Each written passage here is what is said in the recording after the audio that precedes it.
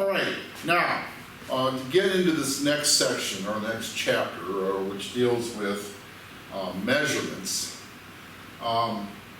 we are going to talk about the importance of being able to tell other people what we have found or what we have observed.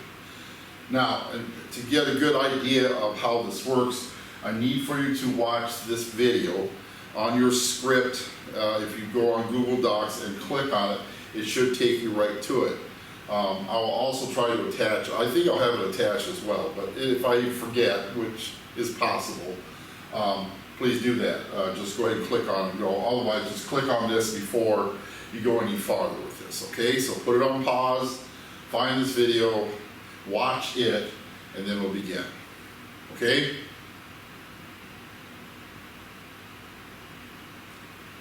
Okay, now that you've seen the video, you kind of get an idea as to the problems we had way back when about measuring and how everybody had their own idea of how to describe what they have measured or selling or buying or whatever.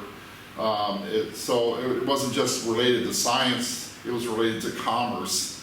And if you really get down to it, that seems to be the most important thing that many people rely on. So this became kind of a project for people to deal with, but just remember, the thing they talked about is that everybody had their own measuring system, and there's no way you could tell one person what your system was and then be able to relate what, how much corn you got, or how many pounds of produce you have, or whatever, or how long something is, or how much volume you have. It was just madness.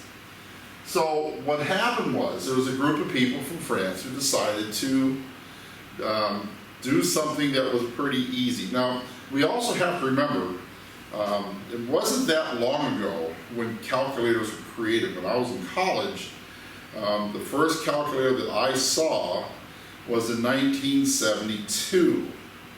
And it sounds like ancient history, but compared to the whole history of mankind, that's not even 50 years of our total existence of, depending upon your philosophy, for thousands and thousands of years of our existence, or even millions of years. So the advancement is great, but people could not multiply or divide or anything like that without using their skills in arithmetic. So they thought the idea was to base their number system upon 10. So the question is, why is 10 so important? Well, just like I was saying, there's no calculators back in the 1700s, so conversions within the same system had to be easy, or the chaos was going to continue. There was no way to resolve that problem. So if you can convert within the system by powers of 10, you're just moving the decimal point either to the left, to the right. That's really easy, if you know which direction you're going, of course. So this is how the metric system was developed in France in 1800. Right around 1800 they started doing this. So we've only had this for about 300 years. And it was hailed as the system of all measuring systems because of its uses of power of 10. The power of 10 concept revolutionized thinking. Now, we were in the Dark Ages for many years. The artistic and musical flourishing began in the 1500s for reasons I don't want to get into, but it was almost a full 1,000 years when we were just in complete darkness and no advancement in society, no advancement in thinking. But all of a sudden, everything hit the fan, and things started just going crazy and becoming very advanced in their ideals from what we had up to that point. So, most countries, but not the United States, there's only 3 countries in the world that do not use the metric system. All right, and the reason why most likely we didn't use it is because this is just after the American Revolution, and we were pretty sick and tired of the European way of doing things because they kept us under rule for so many years. And so we decided that if they want it, we don't want it. And it's kind of how we've been living our system ever since. It hasn't really changed a whole lot. So we just decided that we're going to go with a system that we have had up to that point, and that was the one that was developed by the English. And we'll get back to that in just a little bit, like in the next lesson. So, what is the metric system and how does that relate to the SI system in our title? The title is SI system, and the SI system is the basis for the SI system. So we have to understand the metric system, which hopefully you've had in middle school and possibly even grade school. But in the science community, this is what we use. It doesn't make any difference what country you're going to use in your regular life. The metric or SI system is what we use in the laboratory, just so everybody can agree upon the numbers that are going out there in our research.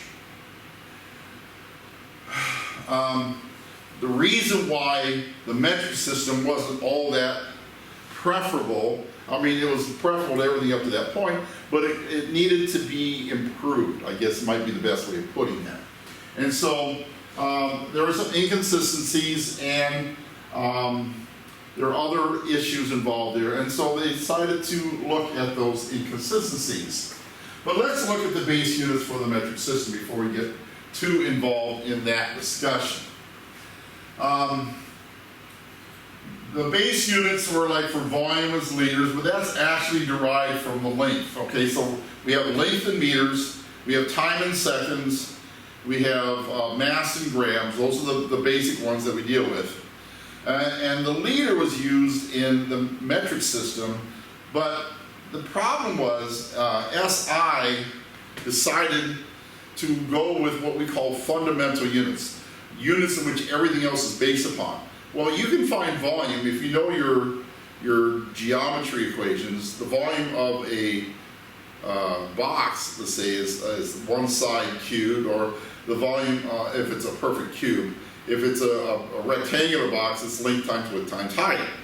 So but length, width, and height are all length, length, and length. So length 1 times length 2 times length 3 gives you your volume.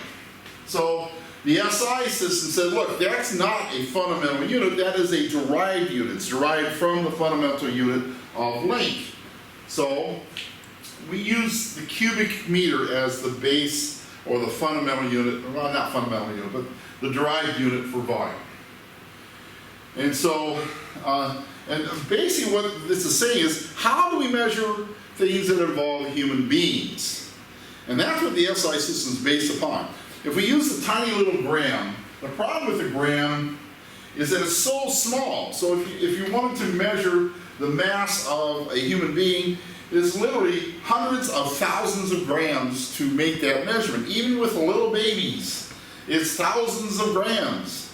So it's a lot easier just to go with the kilogram as the fundamental unit or the base unit for the SI system instead of the gram.